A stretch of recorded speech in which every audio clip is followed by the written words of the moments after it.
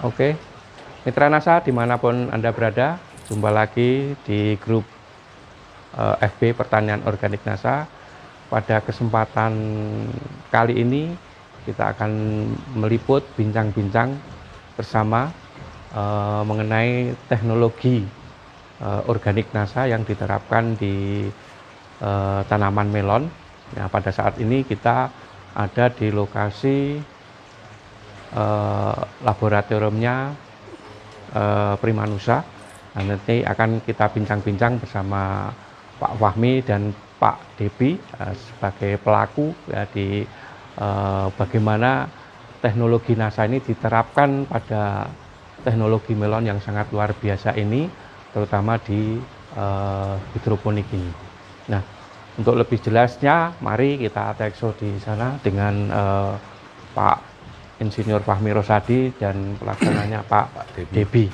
Ya, kita ke sana. Ya, ini alhamdulillah Mitra NASA dimanapun Anda berada, ya, bagaimana kiat-kiat kenapa ini bisa tercipta, ya, tercetus ide untuk pembuatan budidaya tanaman melon secara hidroponik ini. Nah, nanti kita akan langsung bincang-bincang dengan Bapak Fahmi Rosadi. Ya.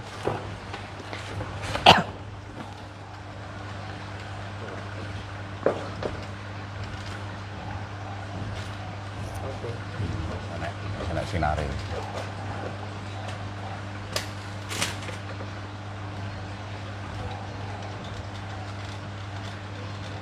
Oke, ya, langsung saja. Selamat pagi Pak Fahmi Rosadi. Semangat pagi. Semangat pagi ya. Ini kita langsung live dari grup pertanian organik NASA, grup FB Pertanian Organik NASA. Ini kita ingin lebih tahu bagaimana ide terciptanya budidaya organik dengan teknologi NASA, terutama untuk melon ini di hidroponik yang Pak Fahmi buat ini. Ide awalnya seperti apa dan kiat-kiat apa yang sudah dilakukan supaya tanaman melon itu menghasilkan sesuatu yang berbeda dengan melon-melon yang biasanya. Silahkan Pak Fahmi. Baik, terima kasih. Semangat pagi semua, pemirsa NASA dimanapun Anda berada. Sekarang kita berada di, sebenarnya ini ruangan sempit saja. Jadi memanfaatkan ruang kosong saja, kurang lebih mungkin sekitar 70 meter persegi saja luasnya ya. Namun karena ini tidak ada termanfaatkan ya. Dulu ini gudang ya, dulu ini gudang, kemudian kita rombak dan kemudian tidak ada fungsi ya, sehingga timbul ide untuk bisa memfungsikan, memanfaatkan lahan yang sempit ini untuk lebih produktif, bisa menghasilkan sesuatu, baik itu dari sisi produksi pertanian karena kita bergerak di pertanian, ataupun dari sisi ipteknya, teknologinya. Karena di sini adalah kita sedang meneliti juga dalam rangka untuk penelitian atau riset juga. Jadi kita akan menemukan formula-formula budidaya, cara-cara budidaya yang terbaik setelah melewati beberapa fase, mungkin sekian panen ya.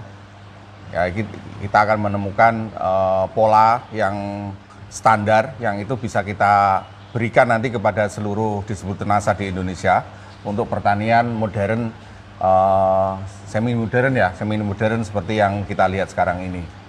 Jadi ini greenhouse-nya juga cukup sederhana. Kalau kita lihat di sini hanya memanfaatkan kayu-kayu bekas saja ya, bekasnya gudang kemarin. Terus kemudian atasnya tidak perlu menggunakan seperti yang di atas itu, tapi cukup menggunakan plastik UV. Plastik UV Mas Devi ini yang setiap hari ini berkutat di sini ya, yang beliau juga ahlinya di bidang greenhouse dan hidroponik ya. Jadi latar belakangnya itu saja. Kita akan menunjukkan kepada para pencinta pertanian Indonesia, khususnya para distributor NASA, member NASA, dimanapun Anda berada, bahwa Anda jangan pesimis, walaupun dengan kepemilikan lahan yang sempit pun kita bisa memproduksi sesuatu yang itu secara ekonomi juga bisa sangat menguntungkan sekali. Jadi contohnya ini 70 meter, ini bisa ditanami berapa tanaman Mas total? Ini hampir 500-an.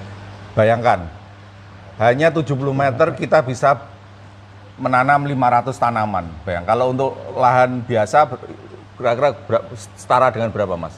150-an ya. Hah? 150-an ada nggak yang kurang kayaknya? Ya lebih lah, mungkin sekitar 1000 meter lah ya. Kalau untuk 500 kalau itu di lahan. di lahan, mungkin di atas 1000 meter mungkin ya. Seperti itu. Jadi ini merupakan wujud sekaligus memberikan contoh kepada Anda semua bahwa yang sempit pun bisa kita optimalkan dengan budidaya seperti ini.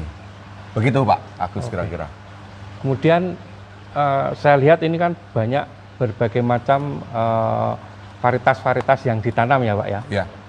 Itu ada varietas apa saja ini Pak? Monggo Pak Debi Pak Debi. yang tahu. Itu kan di sini ada beberapa varietas. Yang pertama pakai jenis Golden Legita, kemudian Nyuki nanti, kemudian ada Sakata Glamor, ada Tirani, ada Rangipo, ada Intanon, juga ada Apollo. Memang sengaja di dalam ruang yang sangat terbatas ini kita coba beberapa varietas untuk uji hasil rasa dari nutrisi yang sama itu seperti apa gitu. Nah ini kebetulan kemarin ada di tes, kayaknya breaknya masih masuk di premium karena di atas 13 breaknya. Seperti itu Pak. Oke. Kemudian lanjut Pak Fahmi ya. Ini kan banyak sekali kendala-kendala. Mungkin dalam greenhouse ini kan banyak kendala, mungkin pengaruh sinar, kemudian kelembapan, kemudian bagaimana menjaga suhu ini. Nah, apa kendala-kendala yang dihadapi dalam rangka budidaya melon di greenhouse ini Pak Fahmi? Oke, saya menjawab umum saja, nanti secara detailnya Pak Debi ya yang menggarap setiap hari. Jadi kalau sekarang ini jujur aja yang menjadi kendala kita adalah kurangnya sinar. Itu yang paling utama ya Pak Debi. Karena ternyata pada bulan Juni ini yang kita perkirakan kemarin sinarnya sudah cukup bagus. Karena hujan seharusnya sudah selesai, ternyata di Jogja ini setiap hari masih hujan. Sehingga praktis hanya mungkin sekitar setengah hari saja. Mungkin kalau dihitung dari jam 6 pagi atau jam 7 pagi hanya sampai jam 2 siang, jam 2 siang setelah itu hujan. Jadi cukup pendek, sinarnya nggak sampai 7 jam sehari. Jadi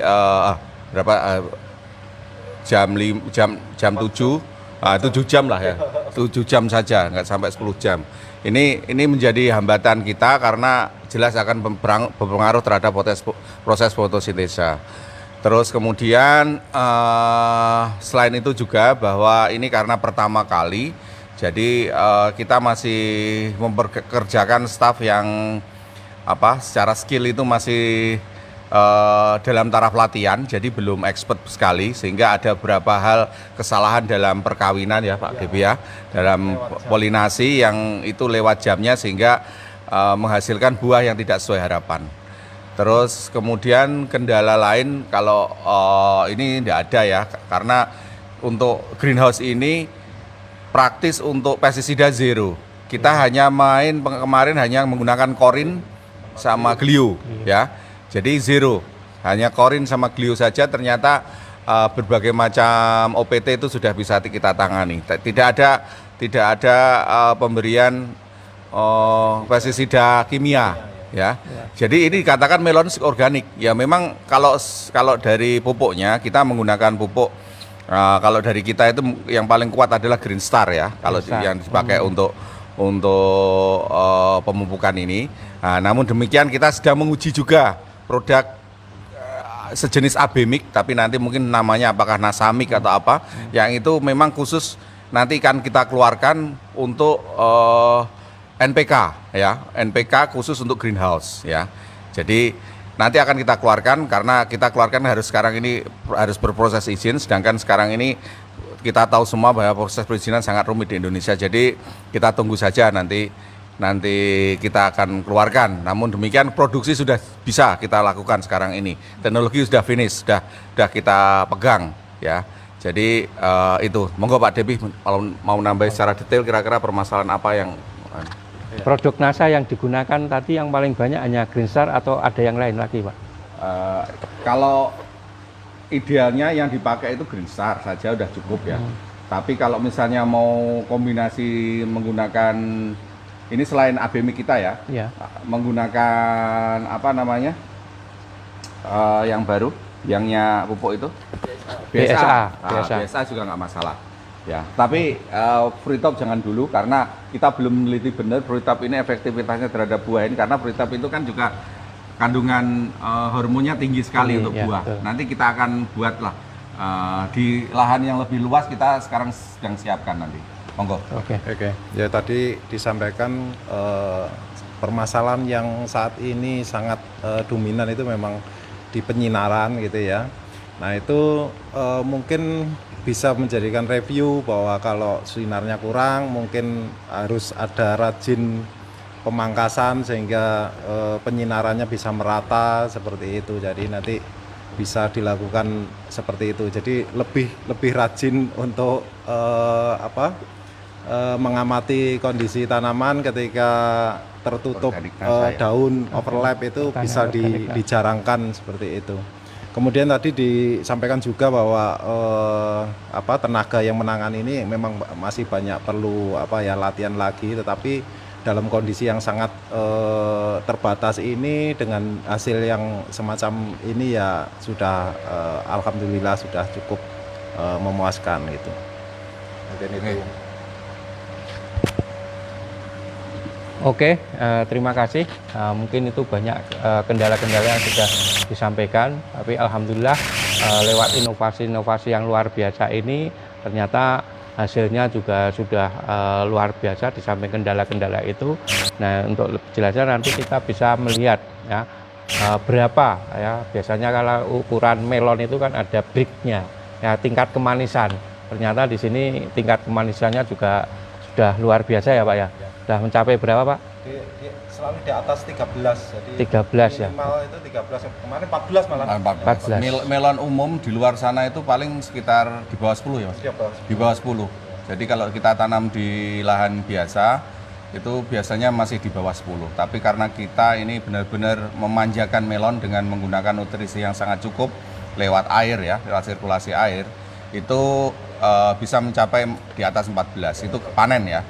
Kalau dibiarkan 2-3 hari itu bisa sampai 17-18. Itu pengalaman kami. Nah, kita bisa melihat ya bricknya yang benar berapa. Kita akan Brick itu apa? Oh ya, brick itu kadar gula. Jadi brick itu kadar gula dengan menggunakan alat refraktometer namanya ya.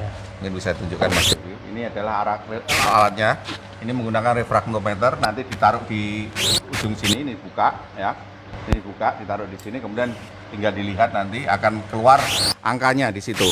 Ada skalanya gitu. Jadi di situ akan ada angka 10, 11, 12 dan seterusnya. Nah, semakin manis, semakin tinggi angkanya. Nah, kita mungkin bisa coba. Oke, Mitra Rasa, untuk lebih jelasnya berapa kadar gula melon kita bisa panen langsung yang ada di depan kita. Ayo kita ikuti. Aja. Nanti kita ukur kadar gulanya berapa. Jadi ya. Ini yang di depan ini tidak di greenhouse, jadi kita ada dua pola. Kita coba juga walaupun dalam skala kecil, bagaimana budidaya melon di tempat yang benar-benar terbuka.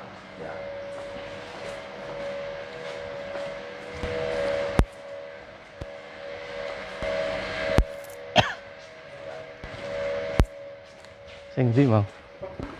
Mana? Tadi yang mau dipanen mana ini? Boleh yang kuning, boleh yang kuning aja yang menarik, yang gede itu ya. Cukup. Nih Mitra Nasa, nanti kita bisa ukur bricknya, guntingnya mana? Guntingnya. Ya. Nanti kita ukur ya, tapi ukur fresh. Nanti kita ukur dulu yang fresh sama yang sudah disimpan sekitar 3-4 hari. Ya, ini tunjukkan nih, bagus. Ini Nanti kita ukur. Ini yang fresh langsung dari apa? fresh from the oven. Langsung panen ya. Nanti sama yang sudah kita panen kita Ya. bandingkan. Oke, kita kembali ke sana sambil ngukur. Mas, kita ke sana.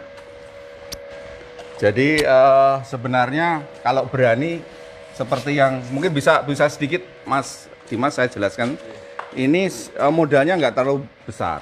Jadi ini hanya memanfaatkan ukuran ruang kurang lebih sekitar 2,5 kali 3 lah ya. Atau ya 2,5 kali 3. Jadi 7,5 meter saja. Itu ternyata kita bisa memproduksi melon dengan jumlah ya kita hitung aja 1, 2, 3, 4, 5, 60 ya Mas ya. 60 bayangkan.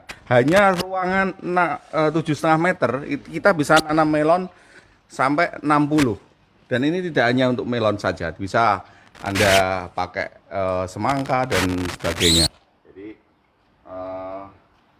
nanti ada semacam training panduan kalau misalnya suatu saat diperkenankan akan kita isi tentang bagaimana budidaya melon di greenhouse ya lewat streaming NASA.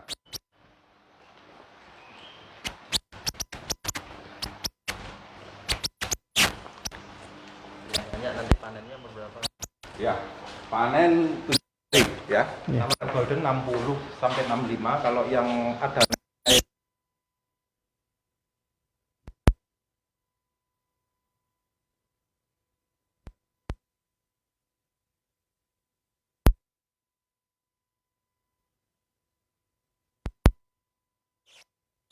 ini mungkin contoh yang seperti ini yang 70. Nah, ini yang umurnya 70 hari ini Mas. 7 harian. Sudah panen. Tapi manis sekali ini nanti. Dalamnya oranye ya Mas.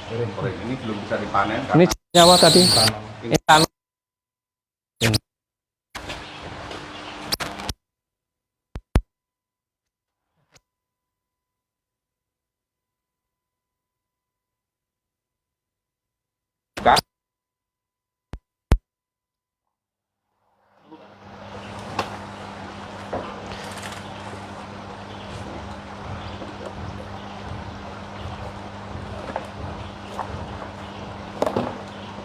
Langsung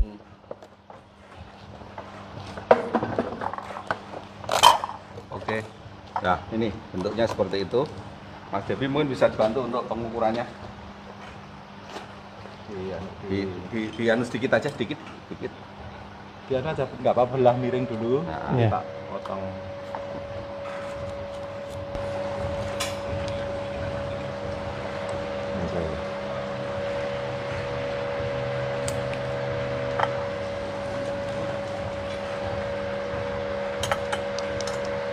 Yang ini tak anu dulu Mas. boleh. Gimana manis? Ini yang masih fresh, ini yang sudah 3 harian. Berapa Mas? Bisa ditunjukkan. Ini rendah banget ya. Rendah banget. Selesai.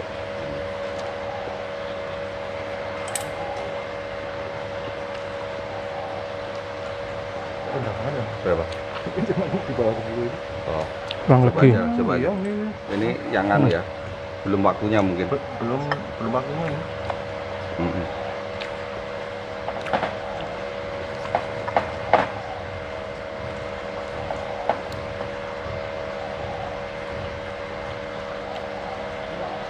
Gak apa-apa, disebutnya aja 9 lah. 9. Mm-mm.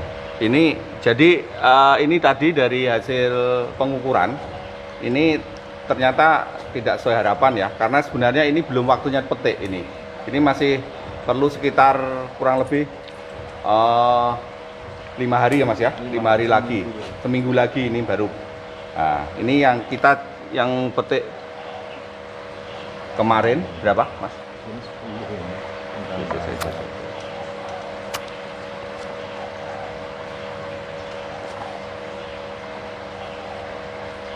Warnanya lebih ya.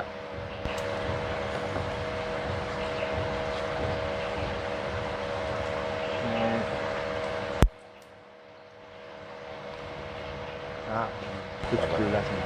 Ini yang matang ini belum. Nah, ini bisa nggak ini di Bisa. coba Mas. Coba. Ini yang sudah Ini yang layak sudah dipetik. 2-3 hari Iya. diperam. Ini breaknya atau kadar gulanya 17, bisa dilihat. Bisa nggak?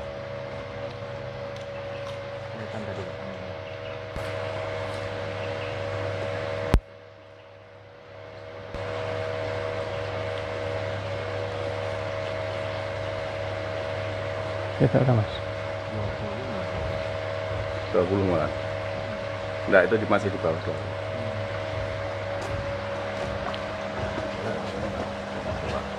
Coba, Devi. Pulang. Ini istimewa ini, manis sekali.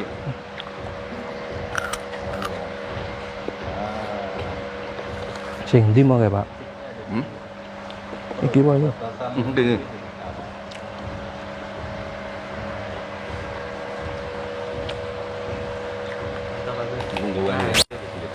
Nah, itu angkanya gitu. Ngomong bagus. Nah, itu angkanya. Berapa itu? 17 ya. Batasan antara yang putih Mm-mm. dan yang biru itu. Batasan antara yang putih yang biru itu 17 ya. Luar biasa, ini yang sudah 2 hari dipetik. Oke. Ini masih seminggu lagi nih yang saya makan. Jadi terlalu cepat untuk dipanen. Nah, ini yang 17 tadi Mas. Coba. Luar biasa Mas. Crispy-nya sudah dapat, crispy-nya sudah dapat, Ya. tetapi apa? Break-nya yang belum. Ya biasanya break itu diperoleh pada saat proses apa pematangan buah. Ya.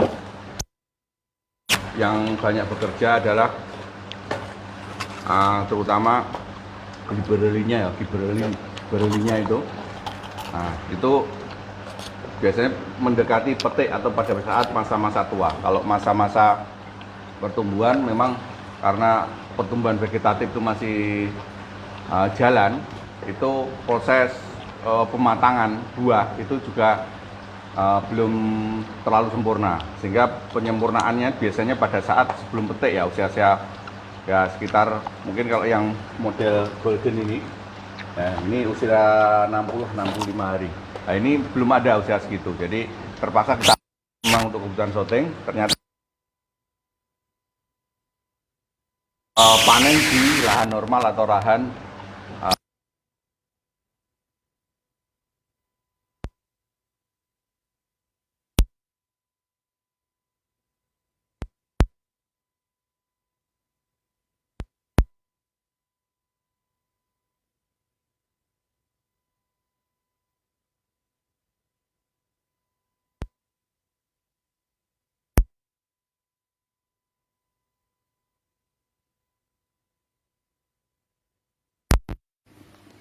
teknologi 4.0.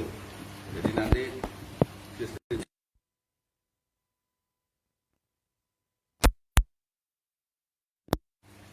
jadi 4.0 itu nanti bisa jarak jauh. Artinya kalau kita mau memupuk jam sekian, kemudian mengatur pH jam sekian dan sebagainya, itu saya misalnya pergi ke Surabaya pun bisa mengaturnya pada saat itu. Ini yang sedang kita kerjakan di lahan yang lebih luas. Mungkin karena sekarang ini masih belum ada tanamannya, jadi kita belum bisa rekaman di sana karena proses penyelesaian greenhouse-nya.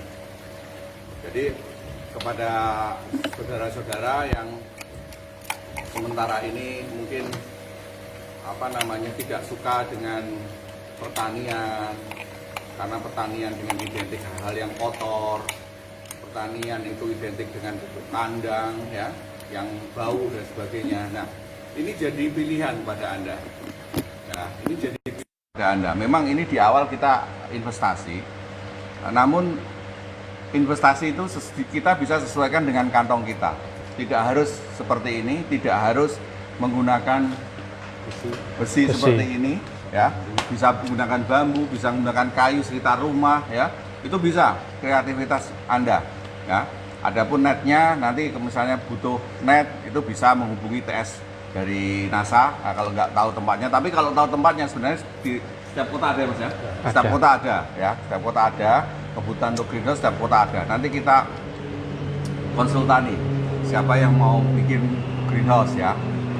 Jadi seperti contohnya saya sebut aja nama karena kebetulan distributor NASA itu banyak yang kenal, yaitu Pak Kusnanto ya, Kusnanto Blitar.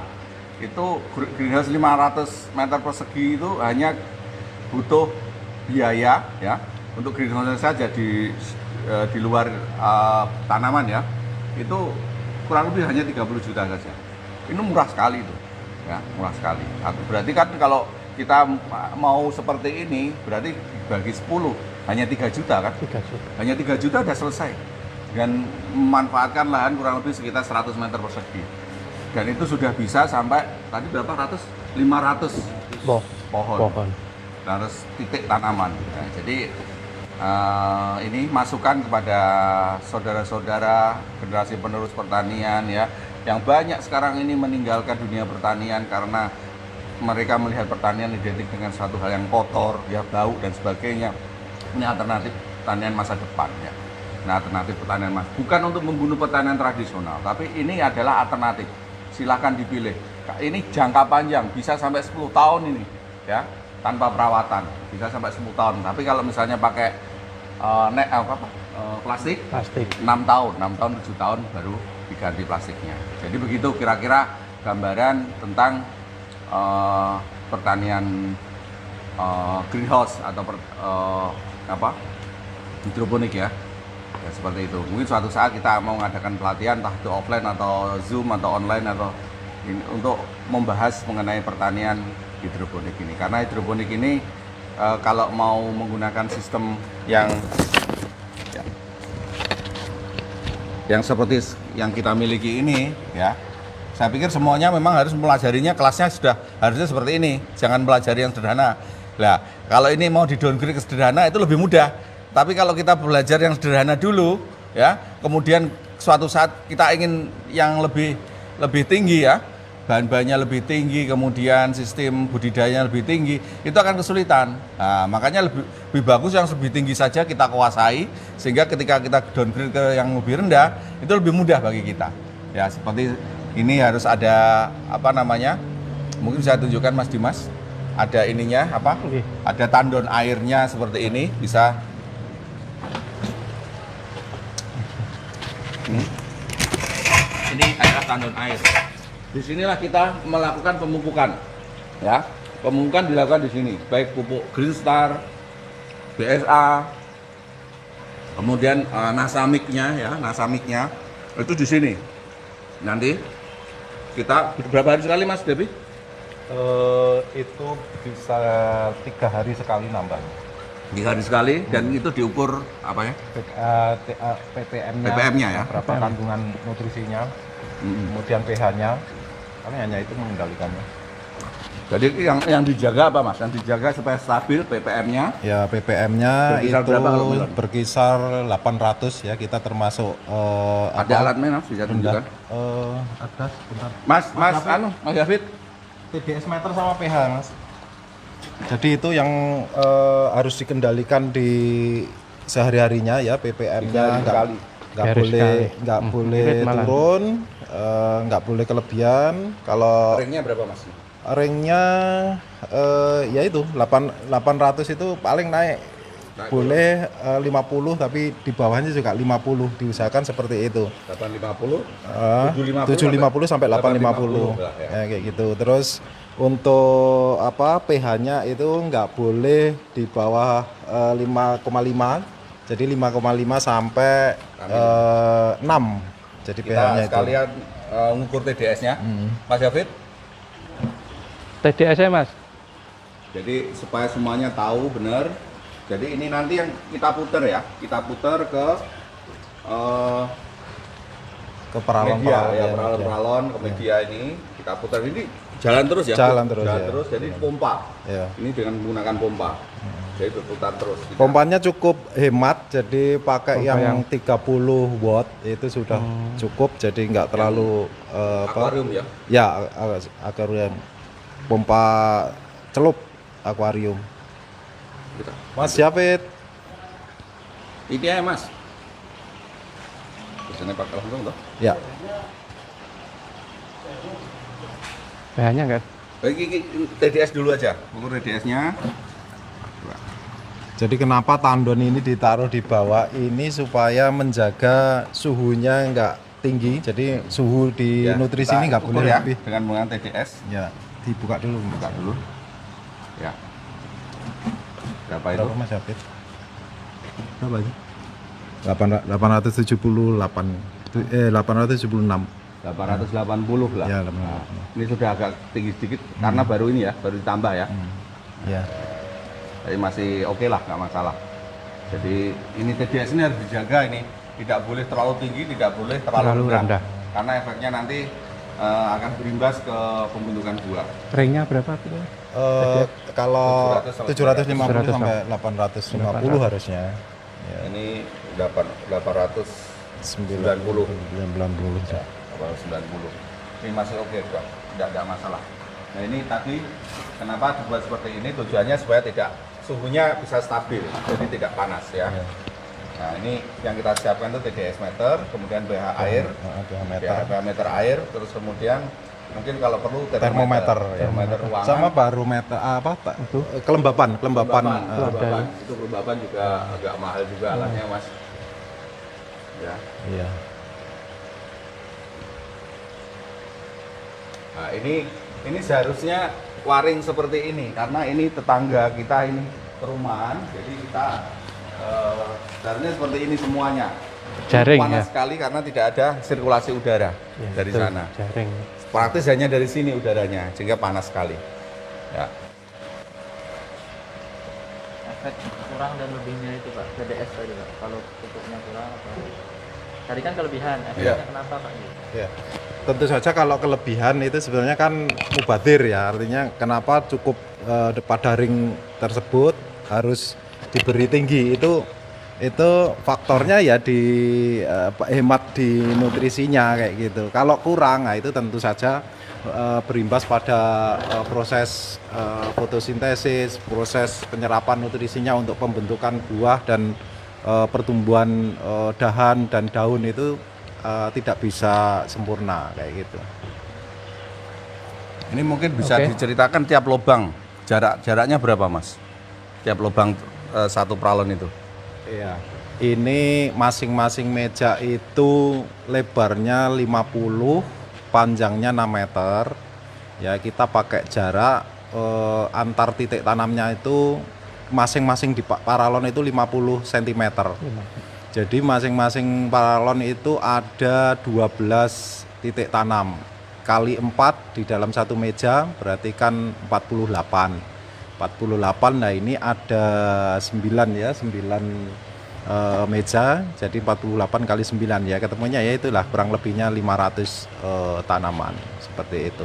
Cukup padat karena kita berpikirnya kan di dalam satu meja itu seperti diibaratkan kalau di lahan itu bedengan yang nutrisinya cukup subur gitu ya, cukup banyak. Jadi anggapannya ini sebuah bedengan yang subur sehingga pada kerapatan itu untuk pertumbuhannya itu sudah nggak ada masalah. Tinggal ini masalah pengaturan sinar aja di sini karena mendung-mendung terus sehingga itu yang harus disikapi untuk penanganan ke depan. Ya, itu. Oke.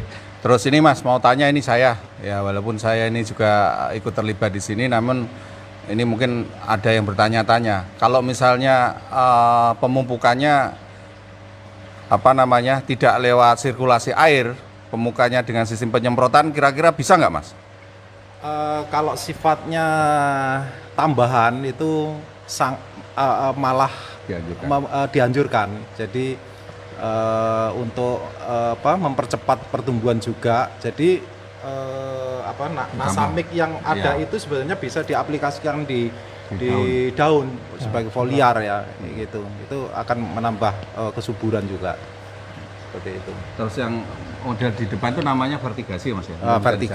Vertigasi dengan penyiraman model manual ya, kebetulan manual ya. Jadi menggunakan polybag saja, isinya kokopit ya, murni kokopit, kemudian ya disiram manual. Ya, satu hari berapa kali, Mas?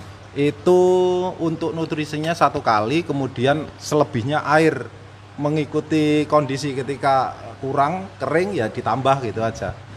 Seperti itu. Untuk nutrisinya hanya sekali di pagi hari. Ini kalau model seperti ini, tapi dengan menggunakan sirkulasi, artinya menggunakan vertigasi, Mas. Ya. Dengan sistem pengaturan perputaran nutrisi juga bisa juga ya, Mas? Oh, sangat bisa ya.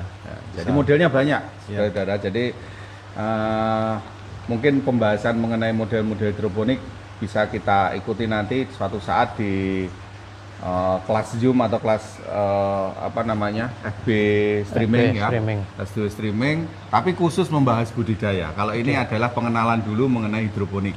Jadi seperti itu. Nanti mungkin di FB streaming ada pertanyaan yang langsung secara live ya, akan kita jawab semuanya. Nah, ini masih sifatnya searah, sehingga kita masih sifatnya pengenalan nih Pak Agus ya. Iya, siap. Seperti itu. Oke, itu Mas Dimas ya. Ada yang tanya ini Pak, aplikasi Korin gimana? Oh, Di bawah apa disemprot di atas? aplikasi Korin itu Ya. gimana Mas? Aplikasi Korin kalau masalah dosisnya paling sudah di kemasannya sudah ada. Itu selama aplikasi di sini kita semprot dari batang sampai ke semua daun, bawah daun, atas daun. Bahkan dari ini media. Ya, dari media, media. kita semprot Sampai atas. sampai atas. Kita mandikan lah dengan Korin. Ya. Sangat efektif, tidak ada gangguan hama dan penyakit nggak kita temukan sampai dengan panen. Jadi buahnya sehat tanpa pestisida. Ada lagi yang ditanyakan? Ada yang ditanyakan lagi Mas? Oke. Sudah? Demikian Mitra NASA, bincang-bincang kami dengan Pak Fahmi Rosadi dan Pak Derby. Nanti kita bisa ikuti inovasi-inovasi apa lagi yang akan beliau sampaikan kepada kita, terutama untuk budidaya melon ini. Nah, sampai ketemu di inovasi-inovasi beliau selanjutnya.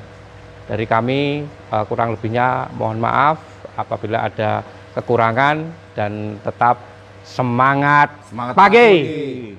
Luar biasa. Terima kasih untuk kasih. semuanya. Sukses buat semuanya. Ya. Mas Gus masuk grup nggak pertanyaan? Bisa mengikuti.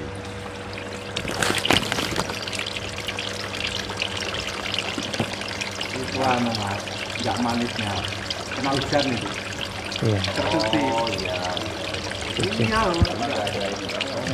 yang tadi manis banget 17 ya.